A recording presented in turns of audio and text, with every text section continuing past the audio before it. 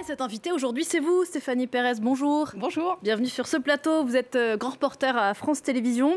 Et vous êtes venu nous parler ce matin, non pas d'un reportage, quoique, mais d'un roman, le vôtre, le premier, Le Gardien de Téhéran, qui sort demain. Demain. Chez Plon. C'est un roman, mais il est largement inspiré d'une histoire vraie, celle d'un homme qui s'appelle Firouz Shahbazi, que vous avez rencontré dans la capitale iranienne il y a plusieurs années, à l'occasion d'un reportage pour France 2. À l'époque, vous veniez couvrir la réouverture de certaines des archives du musée d'art moderne de Téhéran. C'est lui, on va en reparler dans un instant. Et là, il vous raconte une histoire absolument dingue. Oui, et là, c'est vraiment une superbe rencontre de reportage, ces rencontres qui vous marquent, parce que, effectivement, alors il faut revenir un petit peu à la genèse de ce musée. Ce musée, il a été ouvert en 1977 par l'impératrice Farah Diba, épouse du Shah. C'était l'époque très fastueuse de l'Iran. L'Iran, à l'époque, avait beaucoup d'argent, l'argent du pétrole, et l'Iran, on ne le sait pas trop, acheté à l'époque énormément de tableaux de maîtres, des collections d'œuvres occidentales qui sont impressionnantes. Il y a du Warhol, il y a du Picasso, du Pollock. Enfin, c'est une réserve qui est phénoménale. À l'époque, l'Iran dépensait sans compter. Mais la révolution est arrivée, la révolution islamique. Et à l'époque, les mollahs, la première chose qu'ils ont faite, c'est vouloir cacher ce qui pouvait représenter l'Occident, ce qui pouvait représenter l'empire du Shah. Et donc, ces fameux tableaux ont été remisés à la réserve grâce à ce monsieur. Parce qu'en fait, à l'époque, il faut bien dire qu'à l'époque, les mollahs, les gardiens de la Révolution, voulaient détruire tout ce qui représentait l'Occident. Donc, notre gardien, Firouz, a eu peur pour ces tableaux. Et il les a protégés comme ses propres enfants. Voilà, et rien, ce qui est assez dingue dans son histoire, c'est que rien ne le prédestinait à devenir le gardien de telles œuvres, car lui, au départ, n'y connaissait rien en histoire de l'art. C'est ce qu'il vous a raconté quand vous l'avez rencontré en 2016. On va l'écouter. Il raconte qu'il se retrouve donc, malgré lui, le gardien, effectivement, non pas seulement du musée, mais d'un patrimoine exceptionnel, et qu'il ne sait même pas au début vraiment ce qu'il a sous les yeux. On l'écoute. Tous les tableaux n'étaient pas référencés. Moi, j'y connaissais rien. Et il n'y avait pas Internet à l'époque. Alors tout seul, j'ai cherché les œuvres ressemblantes. J'ai passé des heures dans cette bibliothèque. J'avais la responsabilité de ces œuvres. J'ai voulu les protéger comme mes enfants.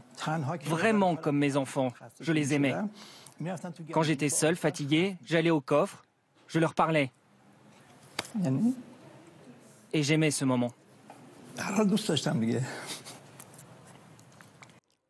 Voilà, il faut le préciser que votre récit est un roman. Vous vous êtes inspiré de l'histoire exceptionnelle de ce gardien pour écrire votre récit. Ce qui est vrai, en revanche, c'est que ce patrimoine artistique iranien a été conservé au prix parfois de scènes complètement ubuesques, de fondamentalistes qui voient des Picasso, parce qu'au bout d'un moment, ils vont surveiller quand même la réserve pour voir effectivement ce qu'il y a, voient des Picasso, se disent mais c'est quoi ces gribouillages, et du coup ne prêtent pas spécialement attention. Et oui, ils rigolent comme des enfants. Et en fait, c'est ce que le gardien nous a raconté, parce que ça a été un moment très fort dans son histoire. C'est-à-dire qu'effectivement, il nous expliquait, lui, comme on disait, il connaissait rien à l'art. C'était un petit monsieur plutôt timide, des quartiers modestes, donc pas du tout habitué à affronter, pas du tout préparé à affronter cette révolution et les hommes du régime qui se mettaient en place. Et donc, un jour, les gardiens demande à voir le trésor de la réserve, et lui forcément a peur pour les tableaux, parce que dans cette collection-là,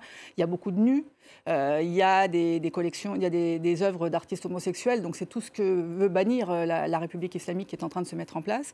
Et donc voilà, il emmène, il a peur, il fait descendre les gardiens dans la réserve du musée, et il leur montre une œuvre de Picasso, et là les gardiens rigolent, on dirait qu'est-ce que c'est que ça, on dirait moi mon gamin mon fils il pourrait le faire, c'est les enfants, et lui finalement est bien content. Et du coup il ne va pas plus loin dans la réserve. Il ne va pas plus loin dans la réserve, et lui est bien content parce qu'il se dit bon on va rester au Picasso comme ça, et pour eux c'est pas dangereux, donc en fait ils ne détruiront pas les œuvres, et c'était son objectif, qu'ils ne les brûlent pas. Ce qui est vraiment chouette dans votre récit, c'est que vous nous ramenez, on fait un petit retour en arrière, donc avant la révolution de 79, dans ces années qui ont précédé cette révolution, et vous racontez un monde entre deux mondes précisément. Il y a le Shah, sa femme donc, et ses caprices d'impératrice l'Église qui a fait construire, on les voit derrière nous, qui a fait construire ce musée, qui a donc envoyé des collectionneurs, des acheteurs partout dans le monde pour créer cette collection, donc qu'elle voyait aussi comme une arme diplomatique. Hein.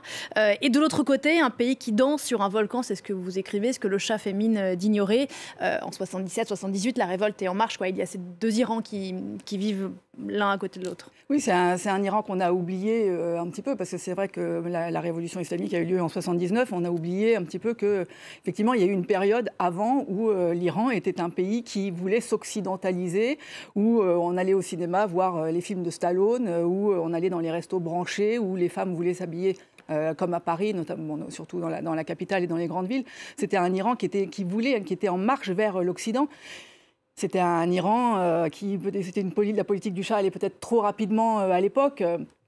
La population n'était pas forcément prête. Et puis, il y avait cette contrepartie du régime avec une police secrète qui arrêtait tous les opposants, dont les méthodes de torture faisaient peur à toute la population. Donc, c'était clairement le moment où le musée est ouvert, c'est un moment où l'Iran est entre deux ponts et entre deux rives. Et c'est sûr que la révolution a fait basculer le pays, mais c'est assez intéressant par rapport à ce qui se passe en ce moment, parce que cette révolution, elle a mis un an et demi à vraiment aboutir à l'arrivée de l'ayatollah Khomeini, et elle est partie d'une contestation sociale, d'un mécontentement de la population. Et il peut y avoir des similitudes un petit peu avec ce qui se passe en ce moment. On dit que cette révolte actuelle, pour le coup, s'essouffle. Vous connaissez bien l'Iran. Qu'est-ce que vous en pensez? Alors, elle s'essouffle peut-être en termes de manifestation, parce qu'effectivement, la peur de la répression fait que les gens restent plutôt chez eux. Mais dans le fond, il y a vraiment un verrou qui a sauté. Les femmes n'ont plus peur. On a une équipe à France 2 qui a pu y aller il n'y a pas longtemps. Il y a beaucoup de femmes maintenant qui osent sortir dans la rue, dans les restaurants, sans voile. Et ça, moi, il y a encore un an et demi, la dernière fois que j'y suis allée, c'était pas question. On en voyait une ou deux qui osaient sortir 2 minutes sans voile. Mais là, maintenant, dans une ville comme Téhéran, vous pouvez avoir quand même un bon tiers des femmes qui ne le portent plus. Donc il y a quand même un verrou qui a sauté. Et la colère contre le régime, elle est là. Pour revenir à nos moutons et à nos tableaux, mais c'est intéressant parce que ça résonne avec ce que vous disiez à l'instant. Cette collection, d'une certaine façon, et les moments où elle a pu être vue et pas vue disent beaucoup du moment que vivait l'Iran. Donc, on l'a dit, il y a eu cette révolution. Les pièces les plus considérées comme impies par les fondamentalistes ont été cachées. En 2016, elles ont été montrées, pas toutes, mais une partie, au moment où l'Iran s'ouvrait à nouveau, et puis à nouveau recachées. C'est vraiment un musée qui épouse les soubresauts de l'histoire du pays. C'est-à-dire qu'effectivement, il a été ouvert à un moment où l'Iran voulait s'ouvrir vers l'extérieur. Les toiles ont été remisées dans le coffre-fort au moment de la Révolution.